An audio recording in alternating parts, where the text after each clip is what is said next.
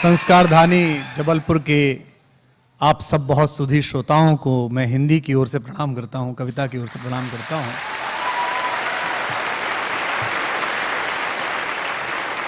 सारे देश के और दुनिया के अलग अलग नगरों में भाषण देते समय, बोलते समय, काव्य पाठ करते समय मैं यह वास्तु मानता हूं कि उस जगह में जो कुछ हुआ है उसका इतिहास आपके साथ साथ चलता है।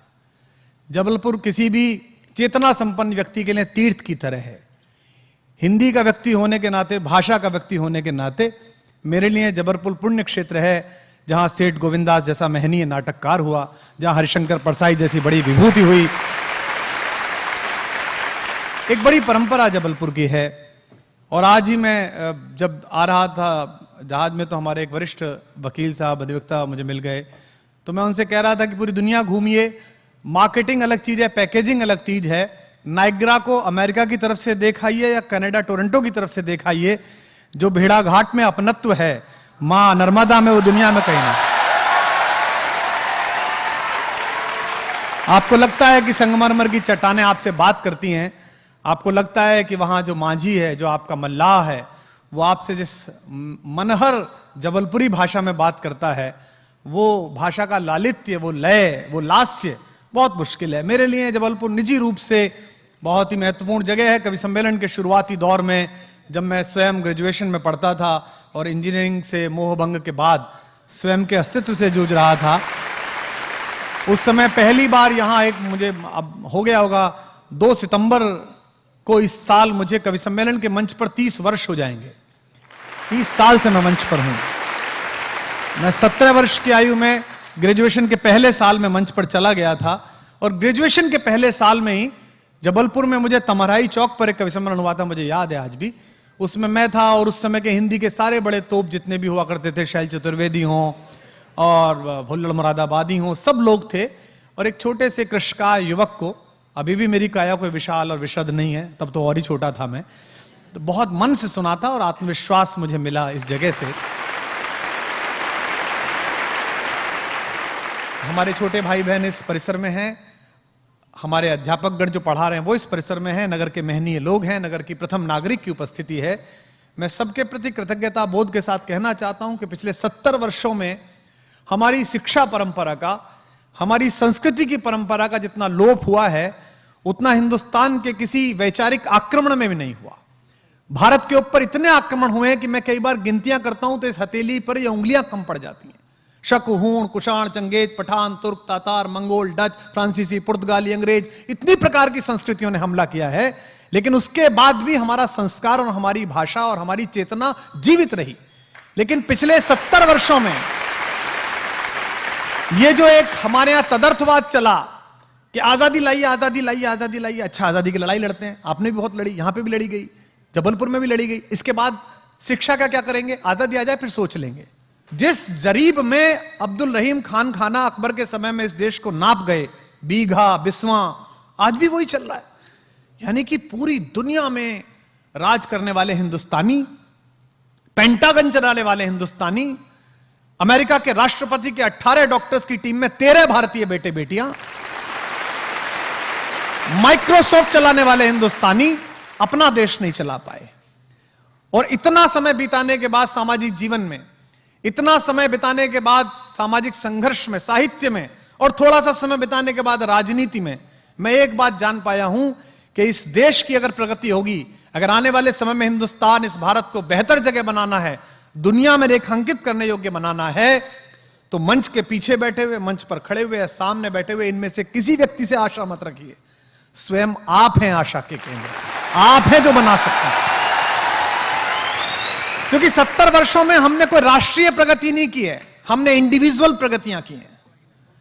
मैं पहली बार जापान गया तो बड़ा आश्चर्य हुआ कि वहां जो मॉल में या किसी सरकारी बिल्डिंग में या कहीं भी जाइए, जो चढ़ने के एलिवेटर्स होते हैं, उनमें सभी लोग सीधे हाथ की तरफ खड़े रहते हैं, एक ही लाइन में, लेफ्ट पूरा खाली।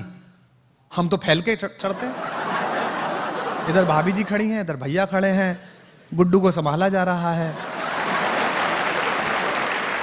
तो मैंने वहां के स्थानीय संयोजक से पूछा कि भाई ये कोई नियम कानून है सरकार का? बोले नहीं, कानून नहीं है सरकार का, अपने आप ऐसे ही चलते हैं।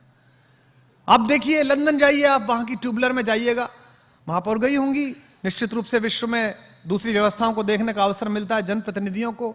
लाइन से लोग खड़े रहते हैं, पूरी ट्रेन उतरती है, उसके बाद लाइन से लोग चढ़ते हैं। ये राष्ट्रीय चरित्र है, ये नेशनल कैरेक्टर है। हमने इंडिविजुअल कैरेक्टर पैदा करे। मराठी के एक प्रोफेसर का बेटा 10वीं में फेल हुआ, लेकिन क्रिकेट अच्छी खेलता रहा, तो हमने सर सचिन तेंदुलकर पैदा किए। हमने हॉकी में ध्यानचंद पैदा किए। हमने राजनीति में भी इंडिविजुअल कैरेक्टर्स पैदा किए, चाहे किसी पार्टी में हो। हमने वो लोग पैदा किए जिन्होंने निजी क्षमता की। हमने राष्ट्रीय चरित्र क्या पैदा किया। आज अगर कौटिल्य एकेडमी आप सबको इस बात के लिए प्रेरित कर रही है कि आप कल कलेक्टर मिलें, आप कल डिप्टी कमिश्नर मिलें, आप डीएसपी मिलें, तो यह काम कौटिल्य एकेडमी का नहीं था, यह काम स्टेट का था। शिक्षा, स्वास्थ्य, सुरक्षा, पानी, बिजली, यह राज्य का काम है, जो पॉलिटिकल साइंस बच्चे पढ़ते होंगे। मैं बड़े दुख के साथ कहता हूं कि मैं 1 करोड़ रुपए के आसपास टैक्स देता हूं। पहले केवल इनकम टैक्स देता था, नई सरकार आई है, महापौर बैठी है, कृपा हुई तो जीएसटी भी लगी कविता पर।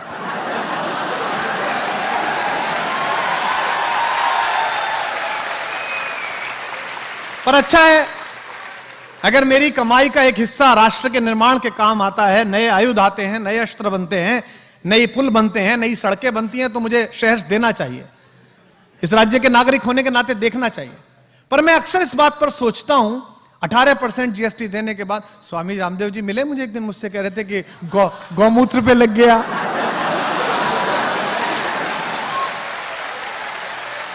अरे मैंने कहा वो तो मूत्र है, हमारी तो कविता पे लग गया भाई। लेकिन मुझे एक प्रश्न आतंकित करता है, जिसका उत्तर मुझे राजनीति से भी नहीं मिलता। मैं स्वयं राजनीति में हूं और जैसा हूं आपको पता ही है कि दूसरे छोड़िए, अपने वाले से भी नहीं सहा जाता।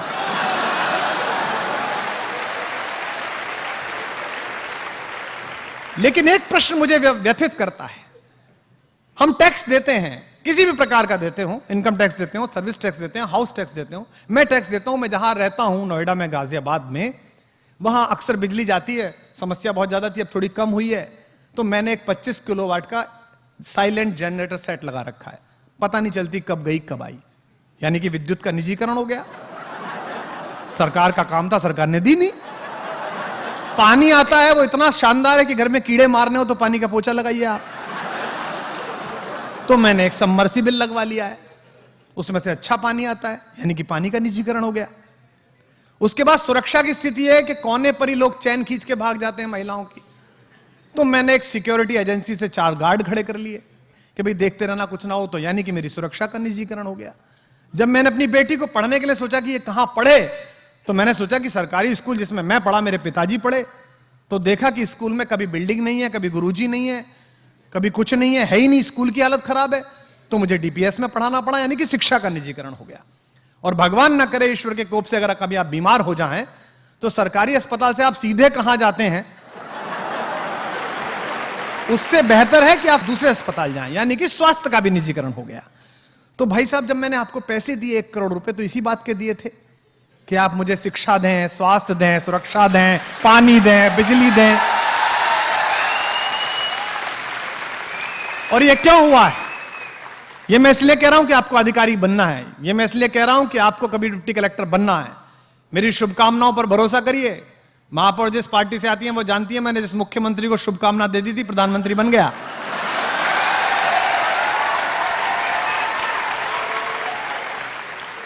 हमारा वाला ले ही नहीं रहा।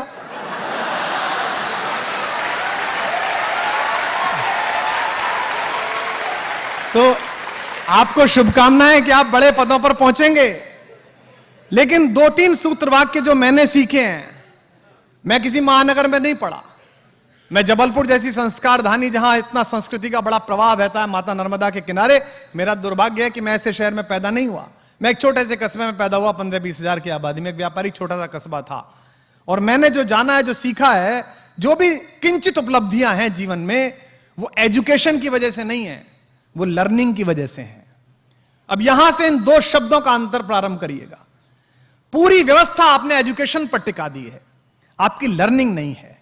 इसीलिए आप अपने गांव में रहने वाले अपने पिता को, अपने बाबा को, रसोई में काम करने वाली मां को अशिक्षित समझते हैं, और रिसेप्शन पे बैठी हुई लड़की जो 4 वाक्य अंग्रेजी के बोलती है, उसे आप शिक्षित समझते हैं, उसे महत्वपूर्ण समझते हैं। आपको कुकरी क्लास में 3 महीने का क्रैश कोर्स करके आया हुआ कुक और अपनी पत्नी, आपको लगती है इसे ज्यादा पता है, लेकिन कलेजे पर हाथ रख के बताइए, मेरी मां 80 वर्ष की है, हम 20 लोग घर में इकट्ठे हो जाएं, सारे भाई बहन, या वो अकेले पिताजी के लिए भोजन तैयार करे, मुझसे बात करते हुए कड़ी बनाते समय उसने मसालेदानी में जितना हींग डाल दिया, ना ज़ुबान के नीचे उतरा ना ज़ुबान के ऊपर चढ़ा। ये जो आया ये अनुभव से आया, ये लर्निंग है।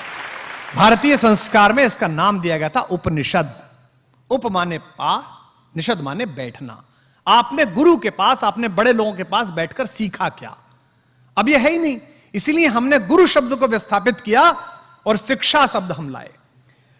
मैं आप सबको ये होमवर्क देता हूं कि आप जाइएगा, गूगल करिएगा और लॉर्ड मैकाले का ब्रिटेन के पार्लियामेंट में भारत की शिक्षा व्यवस्था के बारे में दिया गया भाषण पढ़िए, वो हिंदी में भी उपलब्ध है। लॉर्ड मैकाले ने कहा, मैं उस देश में 1 दशक उत्तर से दक्षिण, पूर्व से पश्चिम तक घना घूमा हूं और मैं एक बात जान गया हूं कि उनकी शिक्षा, उनकी संस्कृति, उनका आदर्श और उनकी आस्था इतनी दृढ़ है कि हम 1000 साल शासन कर लें, हम उन्हें बदल नहीं पाएंगे। एक ही तरीका है, लॉर्ड मैकाले ने कहा एक ही तरीका है, उनके अंदर कमतरी का भाव भरिए, इंफीरियरिटी कॉम्प्लेक्स भरिए और अपनी शिक्षा उन पर थोपिए, तब उन्हें लगेगा कि ये बड़े हैं, हम छोटे हैं। और आज विश्वविद्यालयों में जाइएगा आप अधिकतम परिषदों में जाइएगा आपको बोलने वाले क्या कहेंगे? आपको बोलने वाले कहेंगे कि स्पेन में जो पुरस्कार मिला है नोबेल का, उस लड़की ने ये वाली लाइन लिखी है, फलां चिंतक ने, अल्जीरिया के ने ये कहा था, अल्बानिया का एक चिंतक ये कहता है, क्योंकि उन्होंने पढ़ा नहीं है, उन्होंने भारत जाना नहीं है। 2 प्रकार के लोग हैं, सत्ताएं बदली 77 के बाद से, जब श्रीमती इंदिरा गांधी दोबारा आई, राजनीति का मंच नहीं है पर मैं विश्लेषक भी हूं तो उस दृष्टि से सोचता हूं, तो उन्होंने सोचा कि मेरे पराजय का क्या कारण था, तो उन्होंने पाया कि मेरी पराजय का कारण कवि थे, लेखक थे, प्रोफेसर थे, बौद्धिक चिंतक थे। तो उन्होंने काम किया कि सारे बौद्धिक संस्थानों के ऊपर नियंत्रण प्रारंभ किया। और ध्यान रखिए, कला, संस्कृति, शिक्षा ये नियंत्रण नहीं मांगती, ये प्रबंधन मांगती। जिस दिन शिक्षा मंत्री को यह लगना प्रारंभ हो जाए कि विश्वविद्यालय का कुलपति तो मेरा सेवक है, मुझे प्रणाम करे, उस दिन से शिक्षा व्यवस्था का नाश प्रारंभ हो जाएगा। वो केवल वहां प्रबंधन के लिए, नियंत्रण के लिए नहीं है। इक्ष्वाकु वंश के बड़े से बड़े राजा भी गुरु के आश्रम में प्रवेश करने से पहले अपना मुकुट बाहर रखते थे, अपने हथियार बाहर रखते थे, अपनी चप्पलें बाहर रखते थे, फिर प्रवेश करते थे महर्षि कण्व के आश्रम में, फिर प्रवेश करते थे महर्षि वशिष्ठ के आश्रम में। सबसे बड़ा नाम कौन? मानस भवन में खड़ा हूं, राम। राम पढ़ने गए, पढ़ाने कोई नहीं आया। ये जो आगे सोफे पर बैठे हमारे बड़े लोग और महत्वपूर्ण बैठे, थोड़ा सा पैसा आ जाए तो ट्यूटर लगाया जाता बच्चे के लिए। राम का ट्यूटर नहीं आया। गुरु गृह गए पढ़न रघुराई, अल्पकाल विद्या सब पाई। दशरथ बड़े आदमी थे, चाहते तो 5 ट्यूटर लगा देते, लेकिन नहीं, वो पढ़ने गए। कृष्ण संदीपन ऋषि क्या पढ़ने गए, जहां उनका सुदामा से परिचय हुआ, और वो मैत्री बाद में कहां पली। यानी कि ये गुरु पद था जिसको आपने शिक्षक में बदल दिया। तो मैं मानस भवन में खड़ा हूं, इसलिए मैं मानस से बात प्रारंभ करता हूं। मैं आज आपको नए सूत्र देने की कोशिश करता हूं, इसके बहाने दृष्टि देखिए। जीवन में जो सबसे सरल आपको लगता है कि यार ये तो राम की कहानी है, ये तो हनुमान जी का हनुमान चालीसा, इसको क्या पढ़ूं मैं, वहीं से आपकी विजय का सूत्र निकलेगा। डार्विन की थ्योरी महापौर महोदय बताई जाती है हमें। हमको पश्चिम वाले कहते हैं कि हम बंदर से आदमी बने। मैंने कहा तुम बने होगे भाई, हम तो नहीं बने। बोले आप कैसे बने? हमारे पुराणों में, हमारे शास्त्रों में सीधी प्रक्रिया है विकासवाद। ऐसा नहीं पहले दिन आदमी बन गया। हजारों साल पहले लिखे गए, 2000, 4000, 5000 साल पहले लिखे गए ये पुराण, उनमें सीधी परंपरा। हमारा पहला अवतार कौन है? मत्स्य अवतार। वो किसमें चलता है? पानी के अंदर। दूसरा कौन है? कूर्मा अवतार, कछुआ। वो किस पे चलता है? पानी और जमीन दोनों पे। तीसरा कौन है? वराह, जो पानी और जमीन के बीच की कीचड़ को भेदता है। यानी कि देखिए इवोल्यूशन हो रहा है, डेवलपमेंट हो रहा है। मछली से कछुआ, कछुए से वराह, और उसके बाद वराह के बाद क्या आया? वामन अवतार। आदमी बड़ा पैदा नहीं हुआ, पहले छोटा सा पैदा हुआ जिसने 2.5 डग में पृथ्वी नापी, फिर अवतार आपके प्रारंभ हुए। यानी कि विकासवाद की थ्योरी आपके शास्त्र में थी और आप डार्विन में ढूंढते रहे, क्योंकि आपको आदत पड़ गई थी बाहर देखने की, आपको आदत पड़ गई थी पराये लोगों के गुणों पर मुग्ध होने की। और मेरा सदा मानना है कि जो आपके पास है वो इतना महत्वपूर्ण है कि आप बाहर नहीं देखते। तो आप राम से चलिए, आपने पूरा सिस्टम आप देखिए, लड़की के रिश्ता देखने जाते हैं तो क्या कहते हैं, मैं कस्बे में पैदा हुआ, क्या कहते थे, अजी इनकम टैक्स में इंस्पेक्टर है, हाथ का कोई काम नहीं है, अपना कुर्सी पे बैठना है। पहला काम, हाथ इतना खराब चीज है। मतलब ये जो पृथ्वी प्रकृति ने हमको दिया है, जिससे पत्थर तराशे गए, जिससे अजंता अलोरा उगला है पहाड़ों ने, ये इतना सामान्य काम है। चिंपैंजी और हम में अंतर जानते हैं आप? चिंपैंजी सब वो काम करता है जो हम काम करते हैं, एक काम नहीं कर सकता, जिसके कारण हम मनुष्य और वो चिंपैंजी रह गया। उसका ये वाला अंगूठा इस वाली उंगली से नहीं मिल पाता, ताकि वो पेन थाम सके, ताकि वो कूंची थाम सके, ताकि वो छेनी थाम सके।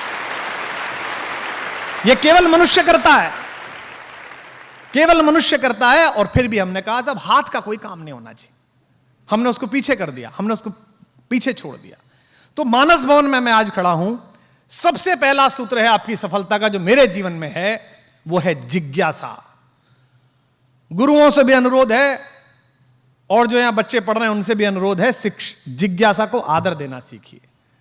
हमारी पूरी शिक्षा व्यवस्था में क्या कहते हैं साहब, बच्चा गए साहब, तो मैं गया था पेरेंट्स मीट में एक बार, तो मैंने वहां देखा कि साहब आपका पहले बात चल रही थी, मैडम बता रही थी, बोले आपका बच्चा बहुत अच्छा है, चुप बैठा रहता है, कोई कभी उपद्रव नहीं, कोई सवाल नहीं पूछता। तो मैंने अपनी पत्नी से कहा कि मैं इसके माँ बाप से बात करना चाहता हूँ कि बच्चे का इलाज कराएंगे। तो उसने कहा आप झगड़ा कराएंगे यहाँ पे मेरा। ये कैसी बात है कि क्लास सबसे अच्छी कौन सी, जहां से शोर ना आता हो। लड़का सबसे बच्चा अच्छा कौन सा, जो चुप बैठता हो, कोई फालतू बात ना पूछता हो। जिज्ञासा को आदर दिया इस संस्कृति ने जिसमें आप पैदा हुए। आपने कहानी सुनी, हम आदम हव्वा की संतान है, पश्चिम कहता है। आदम हव्वा का क्या कसूर था जी? एक बाग था स्वर्ग का, जिसे बागे बहिश्त कहते थे ना, स्वर्गिक बाग, उसमें एक सेब लटका हुआ था। उन दोनों को क्या पता थी ये खाना है कि नहीं खाना है। उन्होंने सेब तोड़ के खा लिया। सेब तोड़ के खा लिया तो खुदा ने कहा कि तुम बाहर निकल जाओ, तुम दोनों पृथ्वी पे जाओ। उन्हें बागे बहिश्त से बाहर कर दिया गया। सुनिए कहानी है आदम हव्वा की, जिसमें सेब खा लिया, जिसे वर्जित फल कहते हैं, फॉरबिडन फ्रूट, उसे खा लिया। यानी कि दो लोगों को, दो हमारे माता पिताओं को, हमारे पूर्वज आदम हव्वा, उनको जिज्ञासा हुई कि ये क्या है, और उसमें उनको दंड मिल गया कि बाहर जाओ। और हमारे यहां क्या हुआ? हमारे यहां एक छोटे से बच्चे ने सूर्य को सेब समझा बचपन में और कहा मुझे इसे खाना है। किसने? हनुमान ने। तो उसे ब्रह्मा ने आशीर्वाद दिया, उसकी जिज्ञासा का परिणाम दिया, उसकी जिज्ञासा को अभिषिक्त किया। क्योंकि देखिए हनुमान को उसी जिज्ञासा के बाद द्विज कहा गया। द्विज शब्द का मतलब क्या है? संस्कृत बहुत अच्छी भाषा है, उसमें आप पूछिएगा तो शब्द अपना अर्थ स्वयं बताता है। मेरा दुर्भाग्य है कि मैं संस्कृत का विद्यार्थी नहीं रहा, विज्ञान का विद्यार्थी रहा, पर जो कुछ भी मैंने आस पड़ोस से बैठ के सीखा। द्विज क्या है? आपके दो जन्म होते हैं। एक जन्म जब आप पैदा हुए, जब आपको पता चलता है कि मैं कौन हूं। मां की गर्भनाल से जुड़े समय आपको पता नहीं चलता कि मैं कौन हूं। मां जो खाती है वो आप खाते हैं, मां जब सोती है तब आप सोते हैं, मां जब जागती है तब आप जागते हैं। पहली बार जब गर्भनाल से आप अलग हुए तो आपको पता चला कि मैं एक स्वतंत्र इकाई हूं। ये मां है, इसकी ये खुशबू है, ये दूध पीना है, ये दूसरे लोग दिखाई दे रहे हैं, ये आवाजें हैं। ये आपको ज्ञान हुआ कि मैं कौन हूं। दूसरा ज्ञान, पहला जन्म हो गया, दूसरा जन्म कि मैं क्यों पैदा हुआ हूं, मुझे करना क्या है, मेरा जीवन में उद्देश्य क्या है। तो जितने लोग यहां बैठे रात को सोते समय आज सोचना, कल सोचना, परसों सोचना, एक हफ्ते सोचना कि मैं पैदा क्यों हूं, मैं करना क्या है, मुझे, मैं कौन हूं, मैं आया किस लिए हूं। इसलिए थोड़ी आया हूं कि सुबह खाना खाऊं, शाम को खाना खाऊं, सो जाऊं, सुबह जो है वो मोदी जी के स्वच्छता अभियान में चला जाऊं, इसके लिए थोड़ी पैदा हुआ हूं। मेरा जीवन का उद्देश्य क्या है? तो हनुमान को बताया गया कि तेरा जीवन का उद्देश्य ये है, पर तुमने ये अपराध किया है, इसका दंड ये है कि तुम इसे तभी याद कर पाओगे जब कोई याद दिलाएगा। तो एक जामवंत आए जिन्होंने कहा कि भाई तुम इस काम के लिए पैदा हुए, और वो काम हो गया। तो जिज्ञासा का आदर करना सीखिएगा, और जिज्ञासा का आदर हमारी पूरी भारतीय मनीषा में है। शिष्य ने गुरु से कहा कि आप कौन हैं? तो गुरु ने कहा कि मैं ईश्वर हूं, अहम ब्रह्मास्मि। तो उसने कहा अच्छा आप ईश्वर हैं, तो मैं कौन हूं? तो गुरु ने कहा तत्वमसि, तू भी ईश्वर है। तो शिष्य ने कहा फिर ये पूरी दुनिया कौन सी है? तो उसने कहा यह सर्वम जगदम खलु, ये पूरा संसार ही ईश्वर है, ये सभी ब्रह्म है। यानी कि जिज्ञासा प्रारंभ हुई। जिज्ञासा का इतना सम्मान भारतीय संस्कृति में है कि एक छोटा बच्चा, एक मुनि का बच्चा बहुत पूछता था सवाल। उसके पिता ने एक यज्ञ किया। यज्ञ करने के बाद वो अपने पिता से पूछने लगा ये गाय किसे दोगे? ब्राह्मणों को। ये अग्नि किसे दोगे? यज्ञ की, अग्निहोत्र ब्राह्मणों को। अच्छा ये किसे दोगे चावल वंचितों को, ये किसे दोगे, बहुत सवाल पूछा। आखिर में वो नचिकेता अपने पिता से बोला मुझे किसे दोगे, तो बाप नाराज होकर बोला तुझे दूंगा यमराज को। और आपको कथा मालूम है कठोपनिषद की, नचिकेता यमराज के द्वार गए और यमराज ने उन्हें मृत्यु और जीवन का ज्ञान दिया। यानी कि जिज्ञासा में एक छोटा बच्चा भी भगवान के पास पहुंचा और भगवान ने उसकी जिज्ञासा का शमन करके वापस भेजा। यह भारत का संस्कार है। तो जितने शिक्षक यहां पर हैं मैं उनसे अनुरोध करता हूं, जितने अभिभावक यहां पर हैं, बच्चे की किसी भी प्रकार की जिज्ञासा के प्रति क्रोधित मत होइए। जिज्ञासा से ही उसका वर्तुल खुलेगा ज्ञान का। दुनिया में सेब कब से नीचे गिर रहा था किसी ने नहीं सोचा। एक आदमी ने सोचा कि नीचे क्यों गिर रहा है। उस समय तो अगर उसके माँ बाप से उसने कहा हो जी ये सेब नीचे क्यों गिरा, तो बाप ने कहा होगा लड़का पागल हो गया, बताइए भाई, अबे सेब ऊपर थोड़ी जाएगा, नीचे ही गिरेगा। पर क्यों गिरेगा ये जब उसने जाना तो आपको हवाई जहाज की सुविधा प्राप्त हुई, आपको सैटेलाइट प्राप्त हुआ। जिस मध्य प्रदेश में मैं खड़ा हूं, यहां 2200 साल पहले इसी जबलपुर से थोड़ा आगे चल के सरगुजा के पर्वत पर एक कविता लिखी महाकवि कालिदास ने, मेघदूत। आप सबने पढ़ी होगी मेघ की कहानी। एक यक्ष था, वो कुबेर क्या नौकरी करता था नेपाल में। अब वो सुबह सुबह उसका फूल लाने का काम था पूजा के लिए। बेचारा फूल तोड़ के लाता था 5 बजे, भगवान शंकर की आराधना करते थे कुबेर। 6 बजे उठ के ब्रह्म मुहूर्त में उस यक्ष की शादी हो गई। शादी हो गई तो बेचारा देर तक पत्नी के साथ बात करता था, देर तक जागता था। एक दिन नींद नहीं खुली तो 6:30 बजे पहुंचा, पूजा में लेट हो गए। तो कुबेर ने पूछा कि तू लेट क्यों हुआ, तो उसने कहा साहब मैं नया विवाह हुआ है, पत्नी से बहुत प्रेम करता हूं, उसकी वजह से लेट हो गया। उन्होंने कहा कि जिसके कारण तूने मेरी ड्यूटी में, अपनी ड्यूटी में विघ्न डाला है, तू उससे 1 वर्ष के लिए दूर हो जा। यानी कि उसका ट्रांसफर कर दिया, ये मानो। तो उसको भेज दिया सरगुजा। उसने यहां से अपनी पत्नी को पत्र लिखे। अब डाकिया तो था नहीं, तो उसने मेघ पर पत्र लिखे। वो कविता बनी मेघदूत। पढ़ी होगी आपने, सुना होगा कि मेघदूत लिखा गया। मैं दावे के साथ कहता हूं कि आज से 2200 वर्ष पहले, 2500 वर्ष पहले जब मेरे पूर्वज कालिदास ने कविता लिखी तो विज्ञान के पूर्वज उस पर हंसे कि यार बादल पे भी कोई संदेश भेज सकता है, पागल हो गया है क्या ये, कवि है, मूर्खतापूर्ण बातें कर रहा है, बादल पे कोई कैसे लेटर लिखेगा। लेकिन अगर उस समय के भारतीय वैज्ञानिकों ने हमारे कवि को गंभीरता से लिया होता और सोचा होता कि कुछ हो सकता है, तो आज जो ये मोबाइल के ऊपर एमएमएस उतरता है, जो वीडियो उतरता है, ये टेक्नोलॉजी सबसे पहले हम लाए होते, क्योंकि मेघदूत के समय से हमारे पास ये तकनीक है।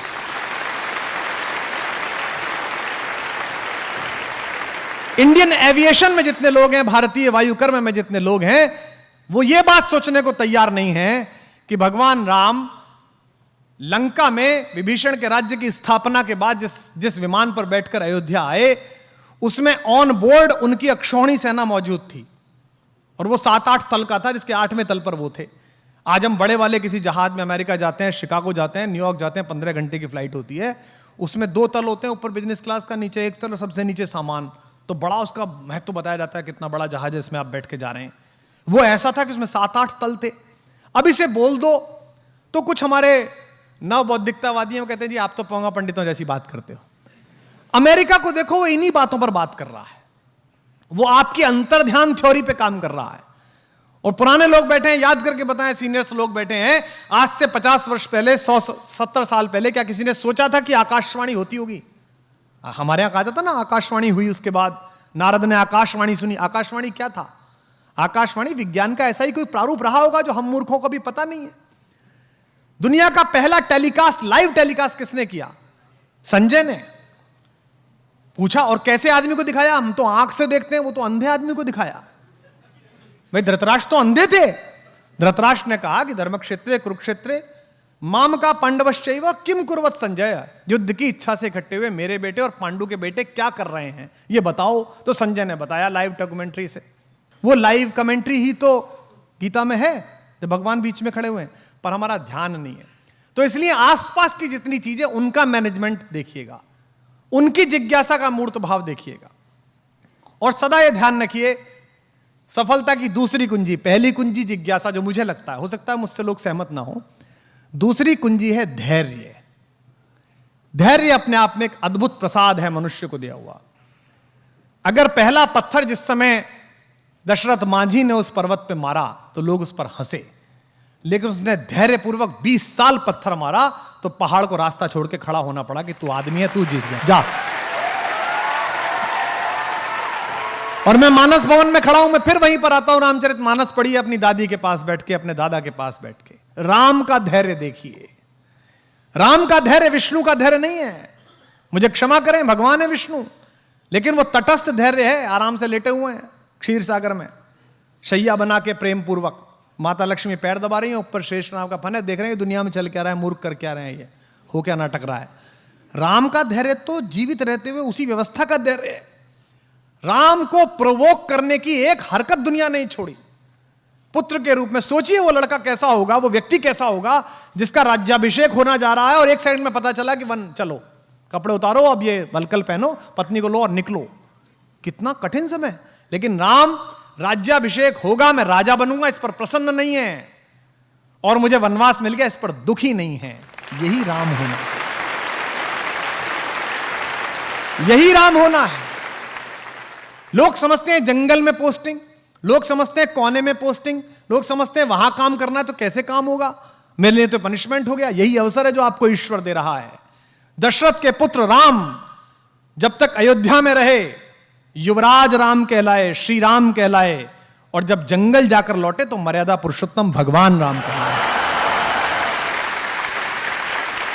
इस पूरी यात्रा ने उन्हें भगवान बनाया, इस धैर्य ने उन्हें भगवान बनाया, और अद्भुत धैर्य है उनके पास। उनका अपमान करके कोई चला जाता है, वो धैर्य के साथ मुस्कुराते रहते हैं। उनकी पत्नी का हरण हो जाता है, उसके बाद भी वो धैर्यपूर्वक पूरी व्यवस्था करते हैं। और एक बात सोचना आप सब लोग, राम, मैं अक्सर इस बात पर बहुत अंदर तक थ्रिल रहता हूं। राम अयोध्या से चले, उस समय का सबसे बड़ा खानदान था वो। हिंदुस्तान में जो कुछ भी बड़ा था उन्हीं क्या पैदा हुआ।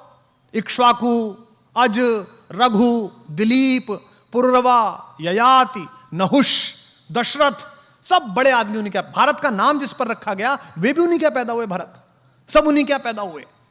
लेकिन उसके बाद भी जब राम एक वलकल पहनकर चले तो रास्ते भर में राजाओं को भी तो पता चला होगा कि भाई दशरथ का लड़का जा रहा है, वो भी तो मिलने आना चाहते होंगे। राम उनसे सहायता भी ले सकते थे। जिस पंचवटी में मां सीता का हरण हुआ है वो तो उनकी नंदसाल के बिल्कुल बगल में है, कौशल प्रदेश में, रायपुर में, वो बिल्कुल बगल में थे। वो अपने नाना से कह सकते थे, अपने मामा से कह सकते थे कि साहब आप जरा मेरी सहायता करो, मेरी पत्नी का अपहरण हो गया, सेना दे दो जरा, मैं चलूंगा। उन्होंने ऐसा नहीं किया। उन्होंने एक भी राजा को अपने साथ नहीं लिया।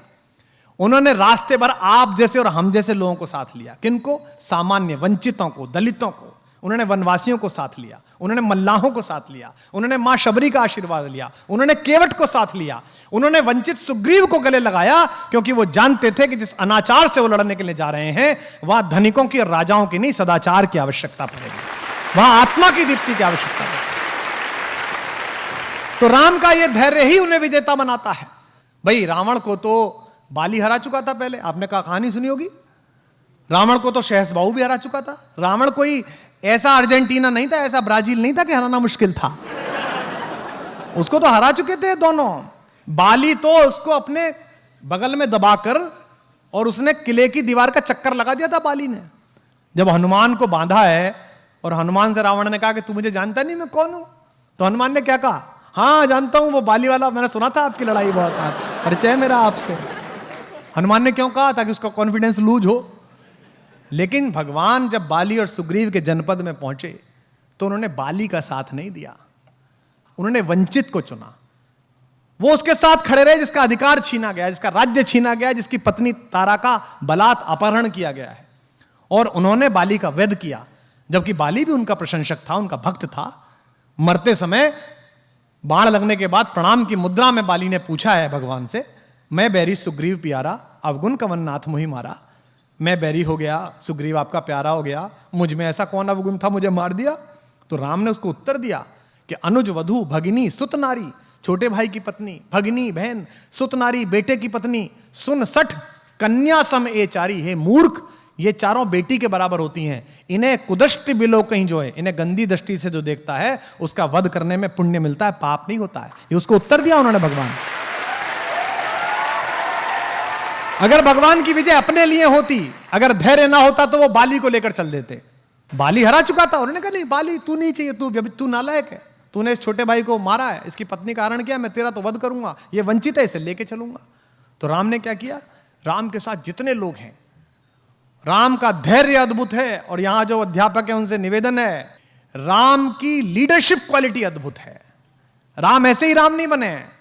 मत पढ़िए हिंदू होकर, इस परिसर में बहुत सारे इस्लाम मतावलंबी हमारे दोस्त बैठे होंगे और किसी जाति धर्म के लोग बैठे होंगे, कहानी की तरह पढ़िए और फिर देखिए कि राम जैसा लीडर कहीं नहीं है। वो उस व्यक्ति की क्वालिटी को डेवलप करते हैं, उसे इंस्ट्रक्ट नहीं करते। उन्होंने सुग्रीव की क्वालिटी को डेवलप किया। एक ऐसा डिप्रेस आदमी जिसकी पत्नी का हरण हो गया, जिसका राज्य छीन लिया गया, भाई ने लात मार के भगा दिया, उसको उन्होंने कल्टीवेट किया और सुग्रीव महारथी के रूप में बना और उस युद्ध में सुग्रीव की महत्वपूर्ण भूमिका रही।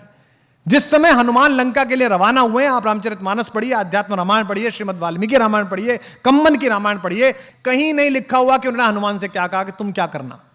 आज हम कितने फ्रस्ट्रेटेड हैं। आज हम लीडरशिप डेवलपमेंट की बात करते हैं, हम ड्राइवर को एक जगह भेजते हैं सामान लेने के लिए, 5 बार बताते हैं उसे, क्योंकि हमें उस पर भरोसा नहीं है। हम उसकी लीडरशिप डेवलप नहीं होने देना चाहते। राम लीडरशिप डेवलप करते हैं। राम ने हनुमान को नहीं बताया कि तुम्हें वहां जाके क्या करना है, उन्होंने कहा बस जाकर देख कर आओ कि सीता कैसी है, कहां है, और उन्हें आश्वस्त करके आओ कि मैं आऊंगा। 2 बातें। इसके बाद का जो पूरा घटनाक्रम है, छोटा सा रूप बनाना, अंदर जाना, लंकिनी को मारना, मां सीता को वो मुद्रिका देना, फल खाना, खुद ही गिरफ्तार हो जाना, आग लगा देना। आग लगाना मतलब वो राम का विजिटिंग कार्ड दे के आए। हाँ, मतलब बता के आए वो कि जो आ रहा है हम उसका कार्ड है। मैनेजमेंट का बेस्ट उदाहरण है हनुमान। एम्प्लॉयर का 1 रुपया खर्च नहीं कराते वो, 1 पैसा नहीं। भगवान ने कहा कि वहां जाओ, खुद ही टेक ऑफ, खुद ही लैंडिंग, और सारा पैसा हनुमान का, उसका रावण का। भाई हनुमान जबरदस्ती गिरफ्तार हुए स्वयं में देखने के लिए कि कौन है, तो कहा गया भाई इसकी बानर को पूंछ से बहुत प्यार होता है, इसकी पूंछ पे कपड़ा बांध दो। कपड़ा किसका? रावण का। बोले इस पे तेल लगाओ, तेल किसका? रावण का। जली किसकी?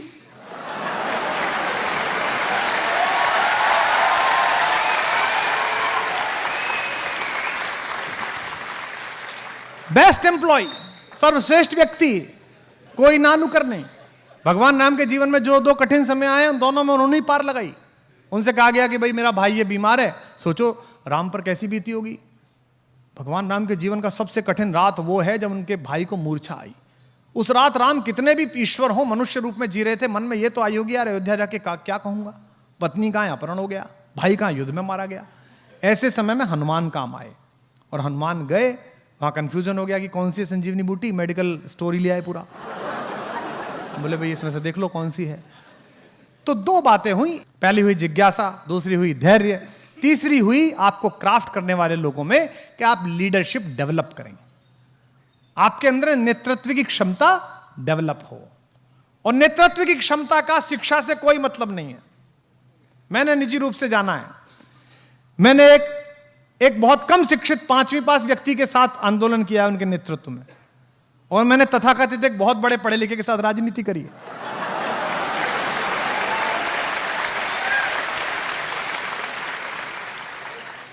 नेतृत्व क्षमता का पढ़ाई लिखाई से कोई मतलब नहीं है। नेतृत्व क्षमता पैदा करना आपकी आत्मा की शुचिता पर निर्भर है। आपको जब यह लगता है, राम को भी तो लग सकता होगा कि यार हनुमान में इतना तेज है, कहीं यही ना राजा ना बन जाए, कहीं इसकी आरती ज्यादा ना होने लगे।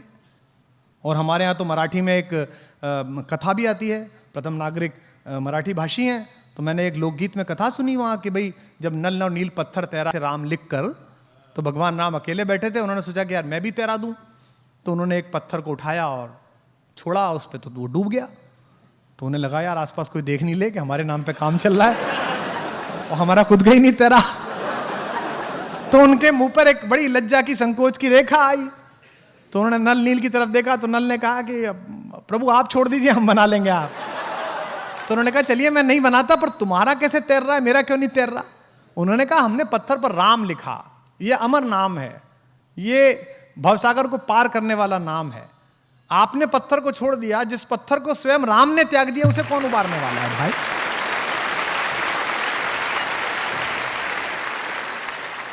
तो लीडरशिप इस बात से निर्भर होती है कि आप इस बात में कितना विश्वास करते हैं कि ईश्वर द्वारा तय किया गया मेरा भाग्य किसी मनुष्य के निपटाने से, खत्म करने से, बढ़ाने से ना बढ़ेगा ना घटेगा।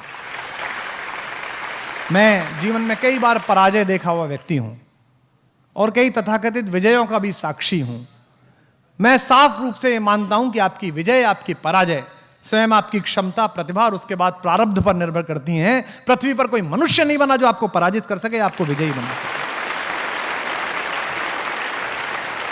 स्वयं आपके अपने आप से सवाल करने का। तो 3-4 बातें मैंने बताई, और एक बात और मैं आपसे बता रहा हूं, वो है एकाग्र होना।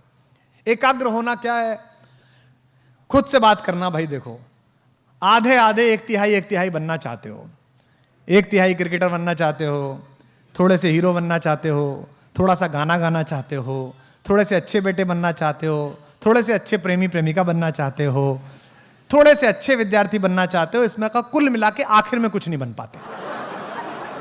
मेरे जीवन में जब हिंदी की कविता के साथ जीने का समय आया इंजीनियरिंग से फरार होकर, तो मेरी बहन ने मुझसे पूछा, हमारे समय में जब माँ बाप समझाते तो ऐसे नहीं समझाते थे कि जैसे ये जोशी साहब काउंसलिंग कराते हैं आपकी, कि एक मैडम बैठ जाती हैं, एक वो बैठ जाते हैं, वैल आप क्या करना चाहते हैं, किसमें रुचि। ना, हमारे तो पिताजी डायरेक्ट समझाते थे, और उसमें पिताजी का आध्यात्मिक, मानसिक, हार्दिक और शारीरिक चारों प्रकार का बल लगता था। कोई मुझसे कहता है कि साहब माँ के पैर के नीचे जन्नत होती है, पिताजी के पैर के नीचे क्या? मैंने कहा जूता। उन्होंने जब मुझे समझाया और वो हार गए कि नहीं मैं तो कविता पढ़ूंगा, बीए करूंगा, तो मेरी बहन जो मुझसे बड़ी है, प्रोफेसर है वो, जिसने मेरा नाम विश्वास कुमार से कुमार विश्वास किया बाद में, उसने मुझसे पूछा तू करेगा क्या कविता करके, जिंदा कैसे रहेगा? तो मैंने उसको कहा कि हाँ जिंदा रहूंगा आराम से, क्योंकि हिंदुस्तान तो बड़ा आस्तिक देश है, जिसके दरवाजे पे 2 भजन गाऊंगा वही सुबह खाना खिलाएगा, शाम को खाना खिलाएगा। और ये ऐसा नहीं था कि हास्य में कहा गया था, ये मजाक में कहा गया था, ये कृत संकल्प था अंदर से कि अगर ऐसी भी कभी स्थिति आई तो ऐसा कर लेंगे। कहीं 4 बाद लाइन सुनाएंगे, एक गीत सुनाएंगे, आदमी सुबह का खिलाएगा, दूसरे गांव जाके दूसरा सुनाएंगे, वो खिलाएगा, कोई कपड़े सिलवा देगा, जीवन चल जाएगा। कम से कम तृप्त रहूंगा कि जो चाहता था वो कर रहा हूं, कविता लिखनी थी लिख रहा हूं, साहित्य पढ़ना था पढ़ रहा हूं। यह है एकाग्र भाव। अर्जुन एकाग्र हैं, बाकी सबको सब दिखता है, किसी को मछली दिखती है, किसी को कुछ दिखता है, अर्जुन को सिर्फ आंख दिखती है मछली की। इसलिए द्रोणाचार्य अपने पुत्र से भी अधिक प्रेम करते हैं उन्हें, और इस बात की टीस महाभारत के हर समकालीन पात्र को है कि गुरुवर द्रोण अर्जुन से इतना प्यार क्यों करते हैं। आपको भी लगता होगा कि फलां वाले सर इस बच्चे को ज्यादा प्यार करते हैं, इसकी तरफ ज्यादा है, ऐसा नहीं है, वो किसी के प्रति भेदभाव नहीं है, वो केवल इतना है कि एकाग्र कौन है, क्योंकि दुनिया में केवल 2 ही परंपरा हैं जो अपने से आगे बढ़ने पर खुश देखती हैं सामने वाले को। एक पिता अपने पुत्र को आगे जाते हुए देख के गर्व से ऊंचा हो जाता है, और एक गुरु अपने शिष्य को बड़ा होते हुए देखकर गर्व से प्रसन्न हो जाता है। और एक बात और ध्यान रखिएगा, असफलताएं केवल यह सिद्ध करती हैं कि सफलता का प्रयास पूरे मन से नहीं हुआ। हमारा सबसे सफल भारत का एक विश्व नागरिक कौन है जिसे हिंदुस्तान जाति, धर्म, पॉलिटिक्स, दक्षिण उत्तर से बढ़कर जिसे प्रेम किया है आज तक गांधी के बाद? देखिए आप, बिना कहे नाम निकलता है एपीजे अब्दुल कलाम। इस देश ने अद्भुत प्रेम किया उनसे, और उनके जीवन में एक क्षण आया कि वो आत्महत्या कर रहे थे। वो देहरादून गए एनडीए सेलेक्ट होने के बाद, पैसे नहीं थे दक्षिण से, रामेश्वर से देहरादून जाने के, तो उनकी एक विवाहित बहन थी, उसने अपने जेवर बेच दिए, पर उस जेवर से भी एक ही तरफ का किराया मिल सकता था। तो कलाम साहब ने अपनी बहन से कहा कि चिंता मत करो, मैं 200% सेलेक्ट होऊंगा, और उसके बाद तो फौज मुझे रख लेगी और मैं आपके लौटा दूंगा पैसे। लेकिन वहां सिलेक्शन नहीं हुआ। तो ऋषिकेश कभी आप जाइए, वहां शिवानंद आश्रम है लक्ष्मण झूला के पास, वहां पहाड़ियां थी पहले, उस पहाड़ी पर शाम के समय वो पहुंचे आत्महत्या के इरादे से कि अब तो जीवन निस्सार हो गया, जाने तक के पैसे नहीं है।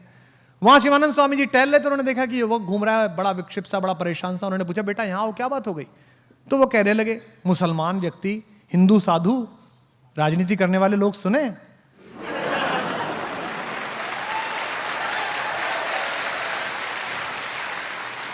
उन्होंने पूछा कि क्या हो गया? तो बोले साहब मैं अपनी बहन के जेवर बेच के पढ़ने यहाँ आया था, मतलब ये एनडीए का इंटरव्यू देने, मेरा सिलेक्शन नहीं हुआ, जाने तक के पैसे नहीं है, मुझे लगता है जीवन में मैं किसी काम के लिए नहीं बना हूं। तो उन्होंने कहा तुमको गलतफहमी है, तुम्हारा सिलेक्शन पता है क्यों नहीं हुआ? उसने कहा क्यों नहीं हुआ? तुम्हारा सिलेक्शन इसलिए होने हुआ कि ईश्वर ने तुम्हें शायद किसी इससे बड़े काम के लिए नियत किया है। और बेटा तुम आज रात यहां रुको, आश्रम में भोजन करो, और कल मैं तुम्हें जाने के पैसे दे दूंगा, और घर जाकर अपना अध्ययन करो, अपना काम करो। और उसने वो काम किया कि अमेरिका की तानाशाही, यूरेनियम लेकर इतराने वाले लोग, क्रायोजेनिक ईंधन के लिए हमारे प्रधानमंत्री को अपने दरवाजे पर रुकवाने वाले लोग प्रतिबंधों की बाढ़ लगाते रह गए। हिंदुस्तान ने वो काम करके दिखाया मिसाइल के क्षेत्र में, परमाणु तत्व। तो यह है एकाग्र भाव है, और यह है असफलता के बोध से बाहर आना। असफलता का एकमात्र कारण यह है कि ईश्वर ने किसी बड़े आपको हेतु के लिए रखा है। मेरे जीवन में, निजी जीवन में कई असफलताएं आई हैं और मैं उन्हीं से बना हूं। पहली असफलता प्रेम में आई, जिसकी वजह से कवि बना। उस समय लगता था कि जीवन निस्सार है, जिसके लिए इतनी मेहनत की वो ही नहीं है तो क्या मतलब है। लेकिन मैं जानता हूं कि एक असफल प्रेम ने मुझे लाखों सफल प्रेम कहानियां दी। ऐसे ही जीवन में अनेक बार असफलता आई। राजनीतिक मायनों में देखें तो पिछले महीनों भी एक असफलता आई, लेकिन मुझे अब भी लगता है कि ईश्वर ने किसी बड़े हेतु के लिए निर्धारित किया है। धैर्य आवश्यक है, एकाग्रता आवश्यक है, शायद कोई बड़ा काम भगवान लेने वाला है, या हो सकता है इसी में हित हो। और ये जो दर्शन है भारत का, आपको भी लगता होगा कई बार, हिंदुस्तान का लड़का लड़की 17, 18, 19 साल में जब जवान होता है, मसें भीगती हैं और चेतना पहली बार दरवाजे पे चौखट देती है तो वामपंथी हो जाता है। हाँ, कम्युनिस्ट हो जाता है, उसे पिता अमरीश पुरी लगता है। ये कौन आदमी घर में है जो मेरे सपनों को उड़ने नहीं दे रहा। वो इसी प्रतीक्षा में रहता है, लड़कियां इसी प्रतीक्षा में रहती हैं कि किसी ना किसी दिन तो ये कहेगा कि जा सिमरन जा। लेकिन थोड़ा समय बीते तो वो सनातनी हो जाता है, क्योंकि एक समय आते आते उसको पता चलने लगता है कि मेरे एफर्ट्स, मेरी क्षमता, मेरी प्रतिभा अपनी जगह है, प्रारब्ध अपनी जगह है, वो काम करेगा। अगर मैं नियोजित तरीके से लगा रहा तो एक ना एक दिन उसका प्रतिफल मिलेगा। मैं निजी जीवन की व्याख्या से कह रहा हूं। जब मैंने कवि सम्मेलनों की कविता को कॉर्डलेस माइक के साथ, कॉलर माइक के साथ, म्यूजिक के साथ शुरू किया तो 2004 के आसपास मेरा इतना विरोध हुआ कि देश के 28-30 कवि मेरे साथ नहीं बैठते थे मंच पे। वो लिख के देते थे कुमार विश्वास आएगा तो हम नहीं आएंगे, जो आजकल सेल्फी खिंचाने भतीजे को लाते हैं। लेकिन मुझे पता था कि ये प्रारूप बदलेगा, अगर मेहनत की जाएगी तो कुछ होगा। क्योंकि किसी शिक्षा संस्थान में नहीं गई। मेरी दादी भी कहती थी मुझसे बचपन में, लाला मन से रोए तो फूटी आंख से भी आंसू निकले। रोना मन से है, काम मन से करना है। तो एकाग्र भाव, इसको अपने, आप जो भी परीक्षाएं देने जा रहे हैं, जो भी कुछ करने जा रहे हैं, इसलिए मत करिएगा कि आपको टॉप करना है, इसलिए मत करिएगा कि पिताजी ने यहां भेजा है, इसलिए मत करिएगा कि ये काम है अब करना है। और अगर नहीं करना है, मन से नहीं आ रहा कि नहीं करना है, तो कल छोड़ने के बजाय आज छोड़िए कि नहीं करना। फिर ये सोचिए कि करना क्या है। जैसा मैंने बताया ना, द्विज होने का अर्थ यह कि मेरे जीवन का उद्देश्य क्या है, मैं पैदा क्यों हुआ हूं। मतलब पैदा हुए और आप यूं ही, अकबर इलाहाबादी हमारे एक शायर थे, इलाहाबाद हाई कोर्ट में जस्टिस थे वो, उनका एक बड़ा अच्छा शेर है कि क्या कहें अहबाब वंशजों, हमारे आने वाली पीढ़ियों, क्या कहें अहबाब। किसी ने पूछा चाचा आपने क्या किया, तो उनका शेर था कि क्या कहें अहबाब, क्या कारे नुमाया कर गए, क्या हमने एग्जीबिशन लायक काम किया, बताने लायक काम किया। और काम बताया अगली लाइन में, क्या कहें अहबाब, क्या कारे नुमाया कर गए, बीए करी, नौकर हुए, पेंशन मिली, फिर मर गए। ये क्या हुआ भैया आपका?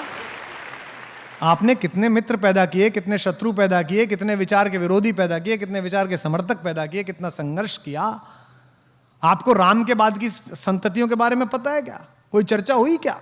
आपको अगली संततियों के बारे में इतना पता नहीं है। जो निकला, जो अपने से बाहर निकला, उसको सारा संसार मिला, और जिसने मरना सीखा उसको ही जीने का अधिकार। सबसे पहले जिज्ञासा को आदर दीजिए। अंदर जो भी पैदा हो उत्तर, उसके शमन की कोशिश करिएगा। दूसरी बात है कि आप धैर्य रखिएगा।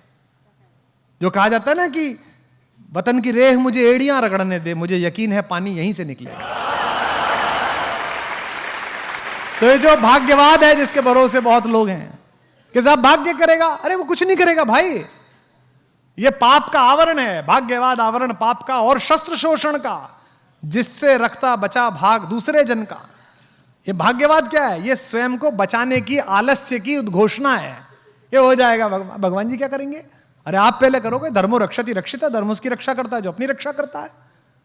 आप जब अपने स्वधर्म की रक्षा करोगे, तब ईश्वर नाम की जो भी शक्ति इस कायनात में मौजूद होगी, प्रकृति नाम की शक्ति होगी, उसकी पॉजिटिविटी जागेगी कि यार बड़ी मेहनत कर रही है बच्ची, बड़ा मेहनत कर रहा है बच्चा, इसको आशीर्वाद देते हैं और वो सुयोग का फल मिल जाएगा आपको। आप सोचो ईश्वर करेगा, वहां फलाने वाले पे चढ़ाई आए 5 रुपए, उसकी जोत बोल दी, उसका ये बोल दिया। और जितने यहां सफल लोग बैठे हैं इस परिसर में, बहुत सफल लोग बैठे हैं राजनीति में, व्यवसाय में, अपने कामों में। याद करके देखिए जिस समय आप सफलता के लिए संघर्ष कर रहे थे कितने पुखराज पहने थे। कितने बाबाओं की जोत मनाई थी, कितने यज्ञ किए थे, मैंने तो नहीं किए भाई। एक भी चीज नहीं पहन सकता था मैं, चप्पल ही थी वही पहन रहा था। उपलब्धि आ गई तो 5 आदमी आ गए, ये पहनो आप, ये करो आप। तो कई बार उनका मन रखने के लिए, चाहे माँ हो, चाहे पत्नी हो, बहन हो, आदमी कर लेता है। लेकिन ये सब जितना भी नियामन है भाग्य का, ये पुरुषार्थ से है सबसे पहले। कृते में दक्षिणे हस्ते जयो में सव्याहिता। अगर कार्य अर्जुन तेरे सीधे हाथ में होगा तो विजय तो तेरे उल्टे हाथ में आ जाएगी। उल्टे हाथ से पकड़ना मुश्किल होता है। तो अगर कार्य तुम्हारे सीधे हाथ में होगा तो ये मध्य प्रदेश पीएससी और यूपीएससी आपके चरणों में आ जाएगी। लेकिन उसके लिए एकाग्रता अर्जुन वाली चाहिए। न्यूजीलैंड में एक यूनिवर्सिटी है, विक्टोरिया विश्वविद्यालय, मैं वहां बोलने के लिए गया था। तो मैंने वहां बोला, वहां चाइना के लड़के भी थे, वियतनाम के अलग अलग शोध करते हुए विद्यार्थी। तो मैंने उनसे बोला कि भाई हमारे यहाँ तो मोटिव ऑफ लाइफ है, जीवन के जो उद्देश्य हैं वो 4 हैं, धर्म, अर्थ, काम और मोक्ष। तो मैंने बताया कि धर्म यह है कि आपको पता हो कि मुझे करना क्या है, शरीर का धर्म क्या है, आपका धर्म क्या है। ये हिंदू मुस्लिम नहीं, ये तो अभी 5,000 साल पुरानी कवायद है।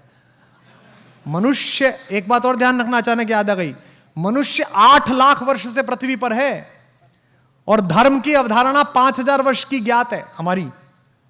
अगर इस 8 लाख वर्षों को 24 घंटे के जीवन में ढालो, मनुष्य की आयु 24 घंटे करो, तो धर्म के नाम 5 सेकंड आते हैं। और इस 5 सेकंड के चक्कर में हमने 23 घंटे 55 मिनट 55 सेकंड बर्बाद करके रख रखे हैं। सारा काम इसी में लगा रखा है हमने।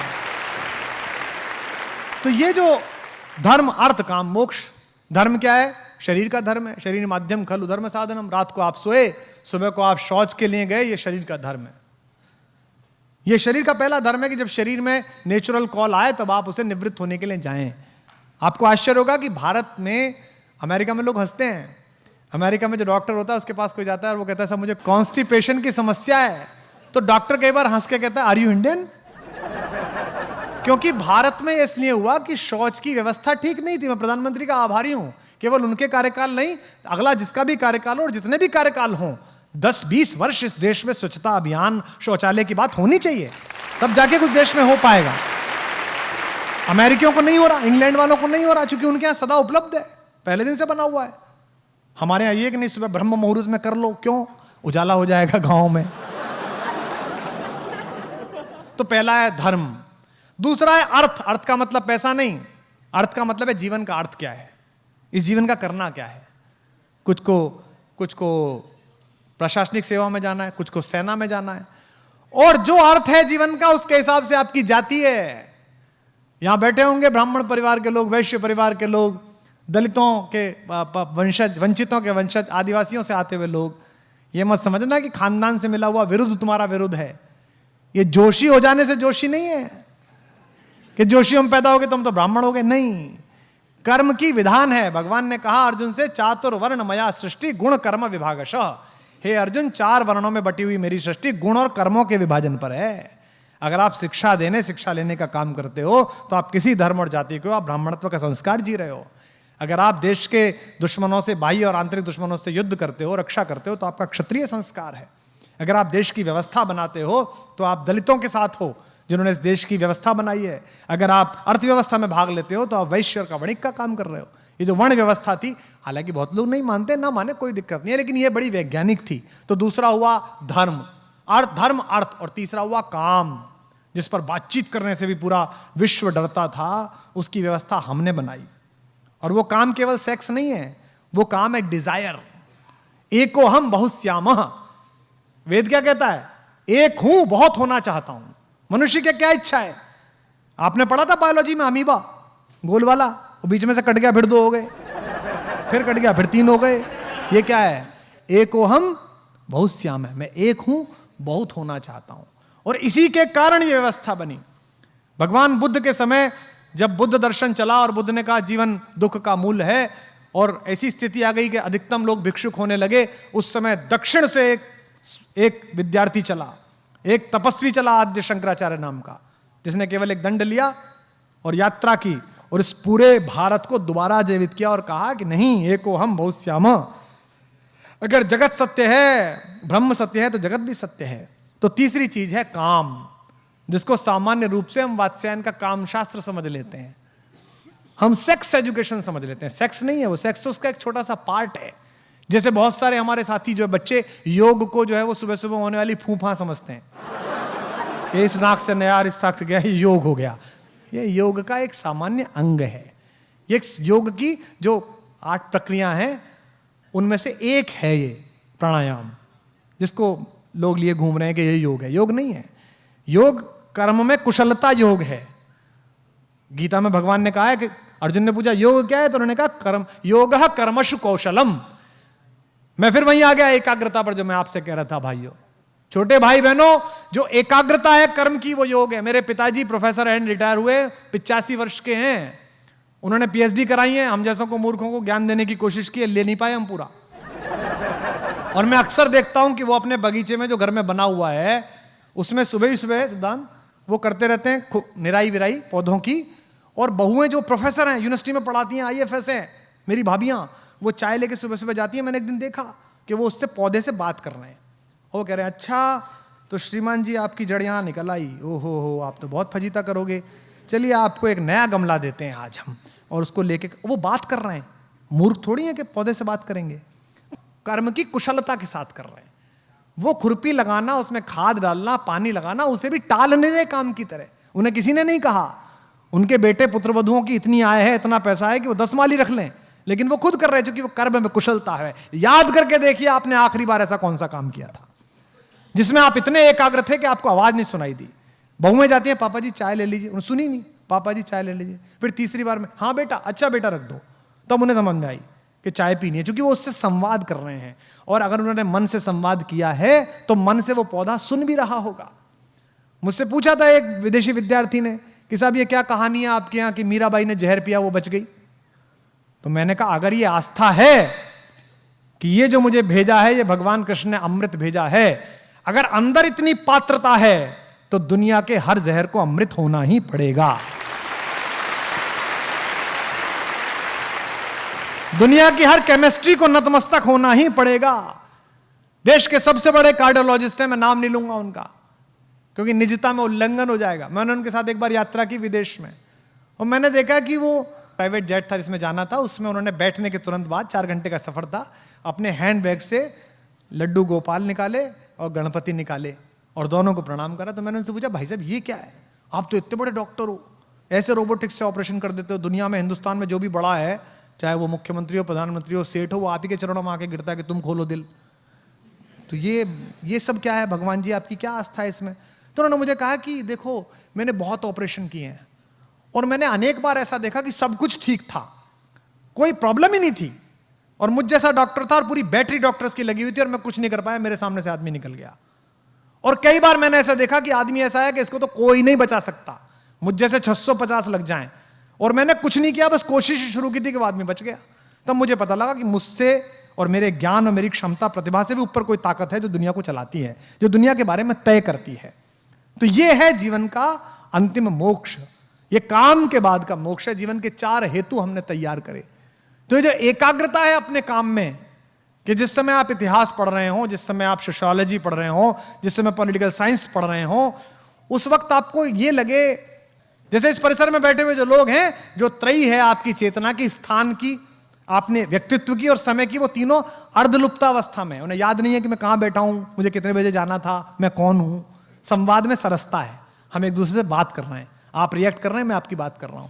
तो आप जब पढ़ें, जब पढ़ने के लिए बैठें, तो इतनी समरसता जिस दिन आ जाएगी, उस दिन ये पब्लिक सर्विस कमीशन का रिजल्ट नहीं है, ये प्रोडक्ट नहीं है, ये बाई प्रोडक्ट है। आपको ये तो बाई प्रोडक्ट में मिल जाएगा। तो छाछ है, नवनीत नहीं है, मक्खन नहीं है। मक्खन वो आत्मसंतोष है जो आपको इतिहास को पढ़ने में मिलेगा। मक्खन वो आत्मसंतोष है कि आपको इस बात के शोध लगाने में लगेगा कि पानीपत की तीसरी लड़ाइयों में, तीनों लड़ाइयों में निर्णय विपरीत क्यों हुए। मक्खन वो आत्मसंतोष है जब आपको इस बात की स्मृति पूरी आ जाएगी कि आज मैंने कितने मजेदार तरीके से मैंने विश्व की राजनीतिक व्यवस्था पढ़ ली, मैकियावेली पढ़ लिया, मैंने कौन तक पढ़ लिया मैंने। वो जो आपको आत्मसंतोष आएगा वही असली नवनीत है, बाकी बाई प्रोडक्ट है। ये मैं अपने अनुभव के आधार पर कह रहा हूं। ये प्रसिद्धि, ये ऐश्वर्य, ये मान्यताएं, ये सब बाई प्रोडक्ट हैं। दुनिया का, हिंदुस्तान का सबसे बड़ा सांस्कृतिक मसीहा गुरुदेव रविन्द्रनाथ टैगोर, आप सब जानते हो उन्हें, उनके नाम से युग प्रारंभ हुए। बंगाल में रविंद्र संगीत है, बंगाल में रविंद्र चित्रकला है, बंगाल में रविंद्र मूर्ति शिल्प है। वो 64 साल की आयु में तो उन्होंने मिट्टी से काम करना सीखा। कितनी ललक रही होगी। जिस आदमी को नोबेल पुरस्कार मिल गया था, जिसको हिंदुस्तान का सबसे बड़ा सिपाही गांधी गुरुदेव कहता था, जिसके यहां इंदिरा गांधी पढ़ती थी छोटेपन में, जो खुद ही देवेंद्रनाथ ठाकुर का पोता था, इतने बड़े रईस का, इतने बड़े जमींदार का, वो 64 साल की उम्र में मिट्टी से मकान बनाना सीखा उन्होंने और अपनी कुटिया बनाई श्यामली नाम से, काली मिट्टी से, नदी के किनारे से लाके। जीवन भर पढ़ते लिखते रहे गुरुदेव।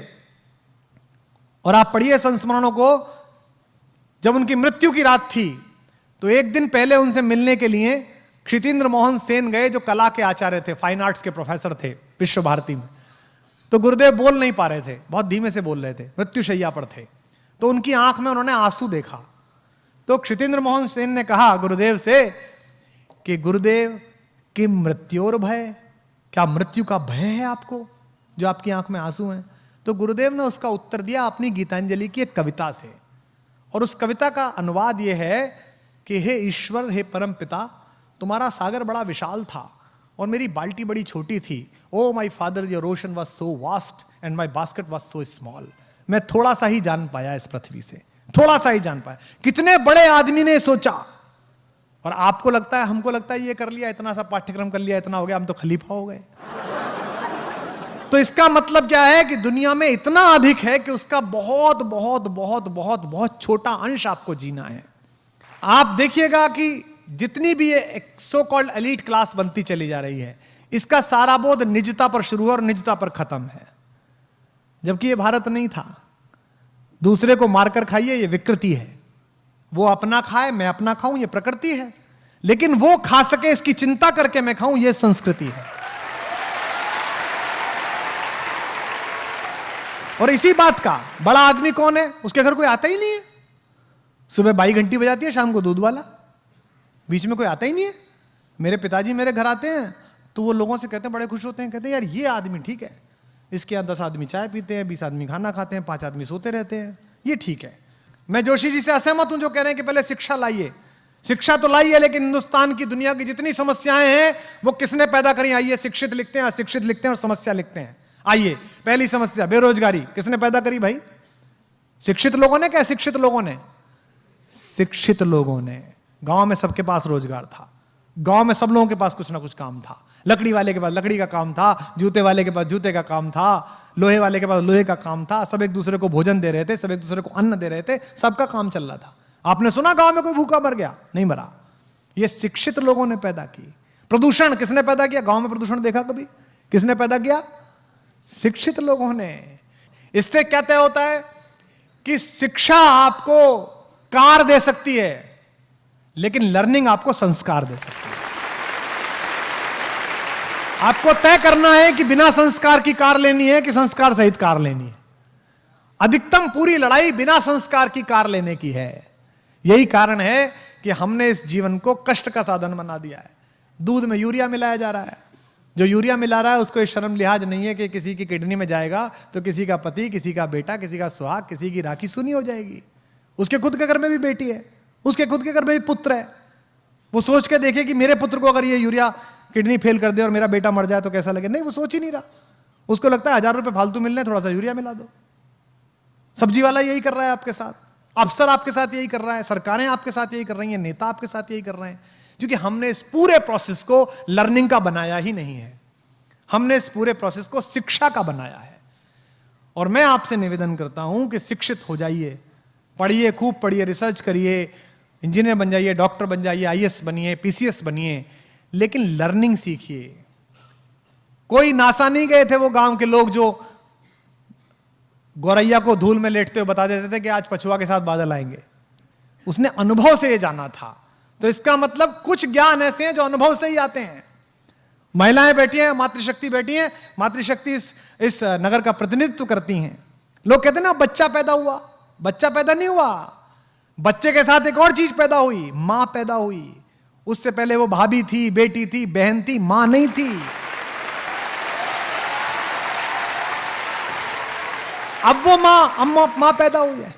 मेरी पत्नी मेरी बेटी को डांटते हुए अक्सर कहती है, तू बनेगी ना मां तब पूछूंगी तुझसे। उसको लगता है खराब बात है, अरे ये सही बात है, क्योंकि उससे पहले वो सिर्फ बेटी थी, सिर्फ वो पत्नी थी, सिर्फ वो बहन थी। जिस बार पहली बार उस शिशु ने आकर किलकारी भरी, उस दिन मां को पता चला कि मां हूं, मेरा बोध क्या है, मुझे जगना इसके अनुसार है, मुझे सोना इसके अनुसार है, मुझे इसका सब काम करना है। उस दिन से उसका बोध पैदा हुआ। तो जैसे आप ज्ञान के साथ यात्रा करते हैं, आपके मन में नई जिज्ञासा पैदा होती है, तो यकीन मानिए आप भी पैदा होते हैं, साथ साथ आप भी नए तरीके से पैदा होते हैं। जब आप कोई चीज पढ़ते हैं और आपको एकदम चेतना आती है कि यार क्या अद्भुत बात पढ़ी, तो ये मानिए कि थोड़ा सा जन्म आपका हुआ है। अब आपको तय करना है कि आपको अधूरा पैदा होना है कि पूरा पैदा होना है, आपको विकल दिव्य अंगों के साथ पैदा होना है कि संपूर्ण सुशोभित शरीर के साथ पैदा होना है। इसलिए पढ़िएगा तो ये सोच के मत पढ़िएगा कि ये पास करना है, ये सोच के पढ़िएगा कि मुझे ये जानना है, ये मेरी इच्छा है, ये मैं जानना चाहता हूं। अधिकांशतः हम जो पढ़ रहे हैं, हम ये पढ़ रहे हैं कि ये इतना है, इसको ऐसे करने से ऐसे हो जाएगा, इससे जीवन आगे नहीं जाएगा। गांव में मैं गया तो वो एक गांव के प्राइमरी स्कूल की पहली दूसरी क्लास की अंग्रेजी की किताब देखी, आपने भी देखी होगी। उसमें लिखा हुआ था जी फॉर जेंटलमैन। तो सामने कुछ चीजें बनी रहती है ना, अम्ब्रेला बना हुआ है ना, बना रहता है सब। बी फॉर बैलून, तो बैलून बना हुआ है। तो जी फॉर गर्ल एंड जेंटलमैन, तो एक लड़की बनी हुई और जेंटलमैन के नाम पर सूट पहने हुए एक आदमी बैठा हुआ, मतलब खड़ा हुआ, यानी कि जेंटलमैन है। जिसने सूट पहना वो जेंटलमैन है। तो गांव के उस बच्चे को यह लगता होगा कि ये जो धोती कुर्ते में मेरा बाप है,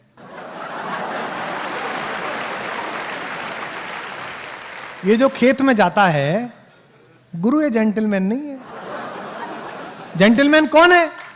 जेंटलमैन पीडब्ल्यूडी का वो चोर क्लर्क है जो सूट में आता है रोज सुबह सुबह।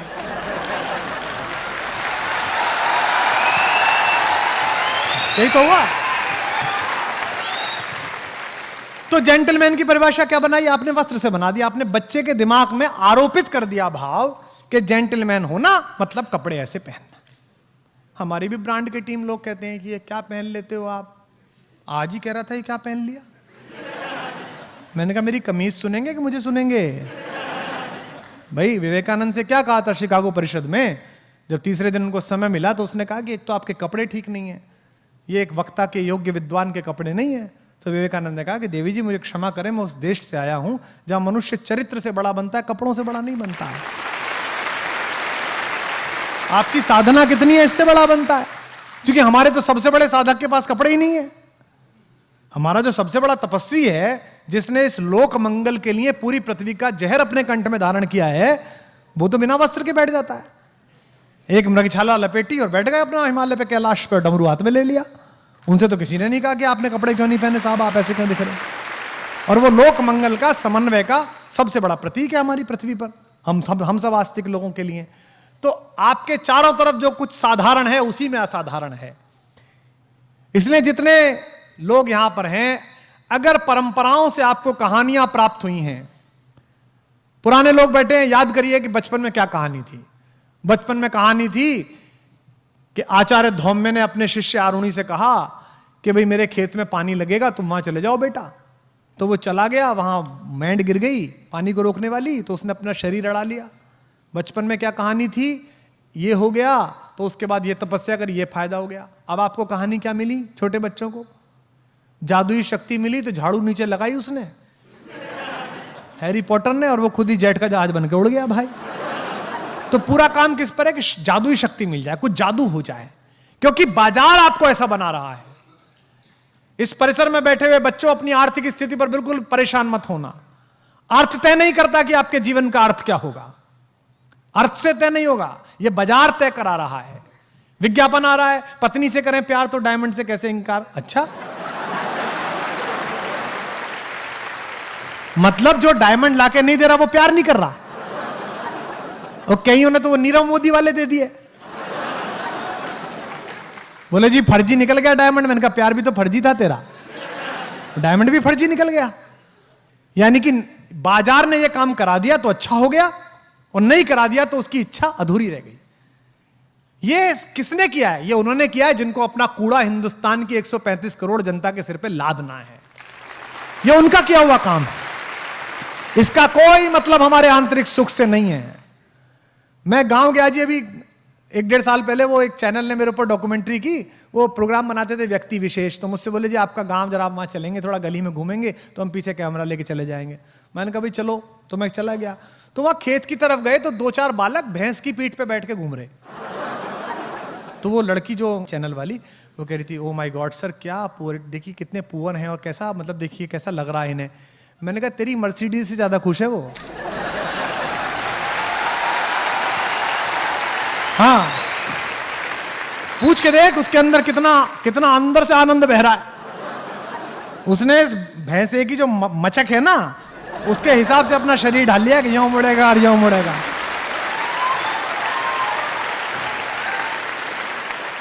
पर हमने बना लिया है। अंग्रेजी नहीं आती तो हमें, अरे क्यों, मुझे क्यों आएगी भाई। हिंदी खराब बोलते समय कभी गिलानी हुई, कभी शर्म लिहाज आई कि हिंदी खराब बोल रहा हूं? फिर अंग्रेजी खराब बोलते हुए गिलानी क्यों है? अरे मेरी भाषा नहीं है, मैं सीख रहा हूं, खराब ही बोलूंगा यार। अब अच्छी आ जाएगी तो बोल लूंगा, ना आएगी तो कौन सा प्रॉब्लम पड़ रही है भाई, ना आएगी तो क्या हो जाएगा। लेकिन ऐसा बना लिया है कि अंग्रेजी, जब तक आप अंग्रेजी जरूर सीखिए, बोल लीजिए। मेरे पास भी ग्रेजुएशन में थी, गोल्ड मेडल मिला मुझे, यूनिवर्सिटी टॉप की मैंने, मुझे भी अंग्रेजी बहुत पसंद है। शुरुआत की कविता अंग्रेजी में लिखी। पर आप देखो कि देसी के अंदर इतना अधिक कमतरी का भाव भर गया है, इतना अधिक इन्फीरियरिटी कॉम्प्लेक्स है। निज भाषा उन्नति है सब उन्नति को मूल। आपको हिंदी बोलने में शर्म आती है, आपको बुंदेली बोलने में शर्म आती है, आपको इस महाकौशल की भाषा बोलने में शर्म आती है। और कितनी मधुर भाषा है, कितनी मीठी भाषा है इस पूरे क्षेत्र की। आप फोन करिए महापौर जी के घर पे, के हैं क्या मैडम, अब भाई तो इतनी हती है भाई, चली गई बाजार में।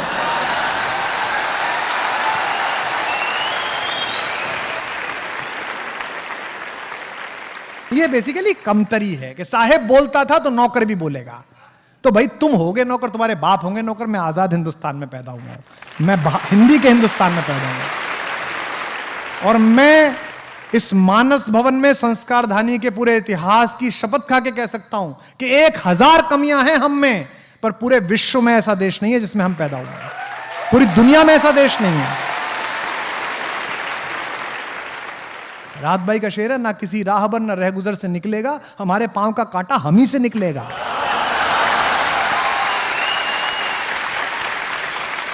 हम अपना काम कर लें। हिंदुस्तान कोई लाल किले का नाम नहीं है, हिंदुस्तान किसी पार्लियामेंट की बिल्डिंग का नाम नहीं है। 1/125 करोड़ हिंदुस्तान मैं हूं, 1/125 करोड़ हिंदुस्तान आप हैं। मैं अच्छा कवि बन जाऊं, आप अच्छे विद्यार्थी बन जाएं, हमारे हिस्से का हिंदुस्तान निर्माण प्रारंभ हो गया, भारत का निर्माण शुरू हो गया। हमने बना लिया अपना हिंदुस्तान। अब आप नौकरियों में आ जाएंगे। ये जितने नेता हैं, जितने मुख्यमंत्री हैं, प्रधानमंत्री हैं, विधायक हैं, महापौर हैं, अलग अलग पदों पर लोग हैं, इनकी समय सीमा है 5 वर्ष, 10 वर्ष, 15 वर्ष, 20 वर्ष। आप जब नौकरी में आएंगे, आपकी समय सीमा आपकी सेवानिवृत्ति तक है। आपको वेतन ये नहीं देंगे, इस देश की जनता का टैक्स देगा।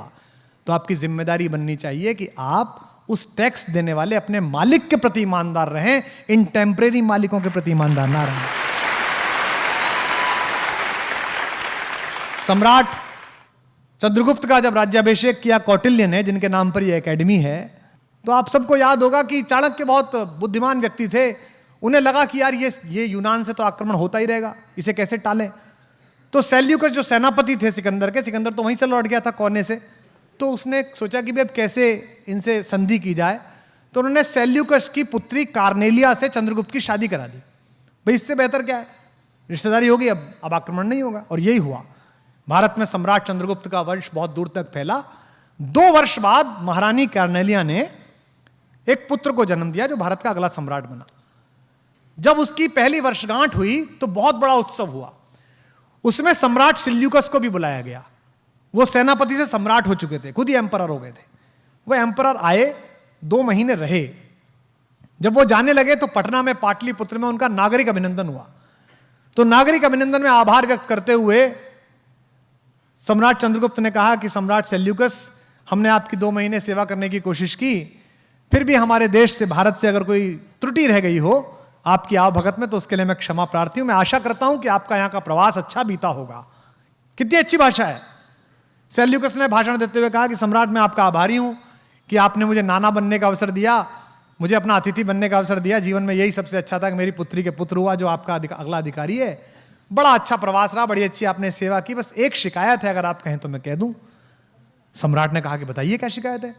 तो उन्होंने कहा साहब जब से मैं आपके राज्य में घुसा हूं उधर कांधार से 2 महीने से लगातार आपके गुप्तचर मेरा पीछा कर रहे हैं, हर समय कोई ना कोई गुप्तचर मुझे नोट करता रहता है। अब आप सोचिए कि जिसका दामाद इस देश का राजा हो उस ससुर की गुप्तचरी, उसके पीछे आपने सीआईडी लगा दी, सीबीआई लगा दी। तो बहुत गुस्सा आया सम्राट को। सम्राट ने कहा यह हो ही नहीं सकता, किसकी हिम्मत है, बताए दरबार में वो कौन व्यक्ति है जिसने मेरे ससुर के लिए ये इतना महत्वपूर्ण काम किया। ऐसे उनका अपमान करने की कोशिश की। बड़ा अद्भुत प्रसंग है ये। तो पूरा हॉल सन्नाटे में खिंच गया। कोने पर से कौटिल्य खड़े हुए, प्रधानमंत्री कौटिल्य। उन्होंने कहा महाराज क्षमा करें, मैं सूचना देना चाहता हूं कि गुप्तचर सम्राट सेल्यूकस के साथ साथ मेरी आज्ञा से चल रहे थे। अब अपने गुरुजी से क्या कहते हैं सम्राट? तो उन्होंने कहा कि मैं बहुत शर्मिंदा हूं गुरुजी, अगर कोई और होता तो उसका मैं दंड देता, पर मैं आपसे केवल यह पूछना चाहता हूं कि आपने ये अभद्रता क्यों की, आपने मेरे ससुर का यह अपमान क्यों किया? तो उन्होंने कहा कि सम्राट चंद्रगुप्त शायद भूल गए हैं, वो शायद स्मरण ना कर पाए कि वे दामाद हैं और ये ससुर हैं, लेकिन इसके एक अतिरिक्त और नाता भी है। सम्राट सेल्यूकस दूसरे देश के राजा हैं जो मेरे यहाँ विजिट पर हैं, और प्रधानमंत्री और गृहमंत्री होने के नाते मेरा कर्तव्य है कि बाहर से आने वाला राजा किससे मिल रहा है, क्या बातें कर रहा है, अपने राष्ट्र के हित में मैं जानूं और आपको सूचित करूं, इसलिए मैंने ये काम किया। तो आप इस देश के लिए, इस समाज के लिए, इस परिवार के लिए, इस गांव के लिए महत्वपूर्ण बनिए। उसके प्रति उत्तरदायी बनना, अधिकारी बनने के बाद इन लोगों के प्रति उत्तरदायी मत बनना जो राजनीति में आते जाते रहते हैं, क्योंकि ये तो खुद ही अपने प्रति उत्तरदायी नहीं है। अभी चुनाव आएगा तो इधर के उत्तरदायी उधर खड़े मिलेंगे और उधर के उत्तरदायी इधर खड़े मिलेंगे, पता ही नहीं चल पाएगा। तो मैं आशा करता हूं कि आज के इस उद्बोधन के बाद हमारे बहुत सारे युवा साथियों को, हमारे छोटे भाई बहनों को जीवन में कुछ प्रेरणा मिली होगी। कष्ट आएंगे, छोटे मोटे कष्ट आएंगे, पराजय होगी, असफलता होगी, उपहास उड़ाएंगे लोग, गिरेंगे आप, कपड़े आपके फटेंगे, चोट लगेगी, पैरों में छाले पड़ेंगे, अपमान होगा, अपयश होगा, लेकिन उसके बाद आखिर में जो मिलेगा वो आपको अमृत तत्व मिलेगा, आनंद मिलेगा, जिसके अंदर भी इस सृष्टि में जरा सा भी गरल पीने की क्षमता है, जिसके कंठ में सरस्वती और शंकर उसे ही आशीर्वाद देते हैं। अंत में उसी के पास श्रद्धा करते हैं।